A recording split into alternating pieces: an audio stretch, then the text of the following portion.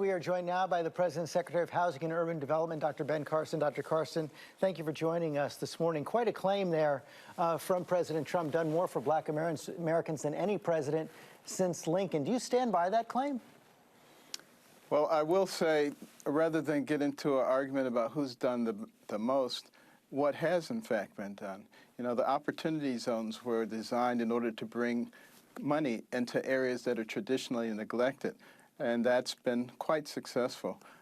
Prison reform has been quite successful. It's just the first step. There are other things that need to be done. Making funding for the HBCUs regular rather than done on an annual basis and increasing the amount of money for that.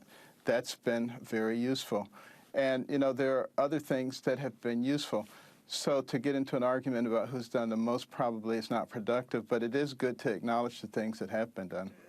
That's a fair point. So should the president stop making that comparison? It's hard to compare that with Lyndon Johnson passing the Civil Rights Act, the Voting Act, Ulysses Grant sending in troops to take on the Ku Klux Klan, President Eisenhower sending in troops to enforce Brown v. Board of Education. All of which is a significant part of our history. And that's an important thing for us to acknowledge, what has happened in the past. And, you know, we should be willing to look at what we've done together collectively to make progress. And the question should be, what should be done now? There have been times over the last several weeks where the president has seemed out of step with this movement across the country. Those tweets about saying, you know, when the looting starts, the shooting starts, attacking the protesters. He's now standing firmly against renaming any Confederate bases. As the president's only black cabinet member, how have you counseled him to address these issues? I say, you know, we obviously should look at things from multiple perspectives because we are a diverse country. We have diverse opinions. And, you know, his opinion is one of them as well. So I don't have any problem with expressing his opinion as long as he's willing to listen to other opinions, as long as we're all willing to listen to other opinions. Because, as I've said before, the United States of America is a destination country. It's a place where other people want to come to, not a place where they want to leave, and there's a reason for that. And we're the only ones who can destroy ourselves, and we have to stop, you know, putting everything into the arena of combat. And let's see if we can find a way to work together, because if we don't, we're doomed. That's an interesting point you make there. You're saying we should stop putting everything in the arena of combat. The president's tweets talk about dominating the streets, saying we have to send troops into the streets. Is that the appropriate response right now? There are lots of different ways to express things. I believe what's being said there is obviously we cannot submit to anarchy. I think we would all agree with that. We might not all express it the same way, but we would all agree with it. And we've got to begin to look at the big picture. What is the thing that we're aiming to do, not what someone said this day or that day. And that leads to the next question, then. What are we aiming to do right now? So many Americans look at what's happening and see systemic racism across the board. We've seen those sweeping changes that have started to take place now in the country in response to these protests. What more needs to be done right now? Well, I think we obviously need to acknowledge that there is a reason that the protests are going on. There's no question about that. But it also means we need to open the discussion. We need to listen to the police as well as to the protesters. We need to look at what is happening in these communities where protests are going on. Peaceful protests, no problem whatsoever.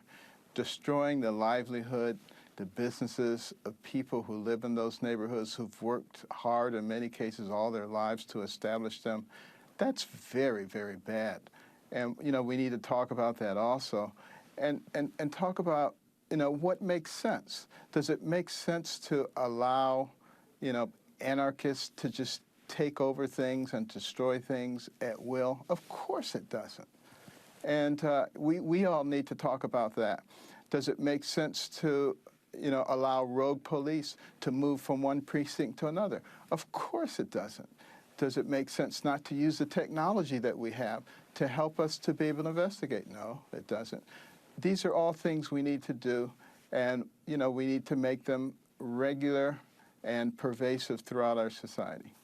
Coming up this week, of course, is Juneteenth, the national holiday celebrating the freeing of the slaves in the United States. And the president moved his Tulsa rally from June 19th to June 20th, but there's still real questions about whether that rally should take place, in part because of health. And I'm asking you to put on your doctor's hat right here. The director of Tulsa's health department has said he wishes it would be postponed because of the spread of COVID. You're a medical doctor. Should the president be following that advice? Well, first of all, I did talk to the president about the Juneteenth event. I was pleasantly surprised at how much he knew about it already and knew about the Black Wall Street there and the whole history of it, and was thinking about making some remarks to acknowledge what had happened there and why we don't want that kind of situation to ever occur in this country again. But, you know, it is what it is, and it's probably good to have moved it. In terms of whether a rally can be done, whether people can get together, I think if it's done in conjunction with the public health experts, which it is being done in conjunction with them, that's quite acceptable.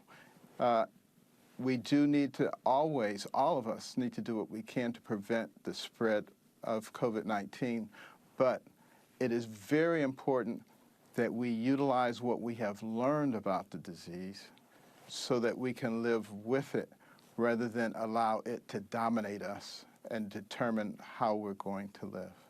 And finally, sir, the president's convention acceptance speech is now scheduled for Jacksonville on August 27th, which is the 60th anniversary of Axe Handle Saturday, when a KKK mob attacked mostly black civil rights protesters. Is it appropriate to be having a convention speech on that anniversary in that city?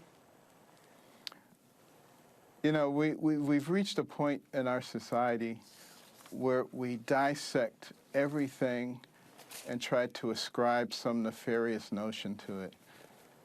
We really need to move away from that. We need to move away from being offended by everything, of going through history and looking at everything, you know, of renaming everything. I mean, think about the fact that some of our universities, some of our prestigious universities, have a relationship with the slave trade. Should we go and rename those universities? You know, it really gets to a point of being ridiculous after a while, and, you know, we're going to have to grow up as a society. Dr. Carson, thanks for your time this morning. Thank you.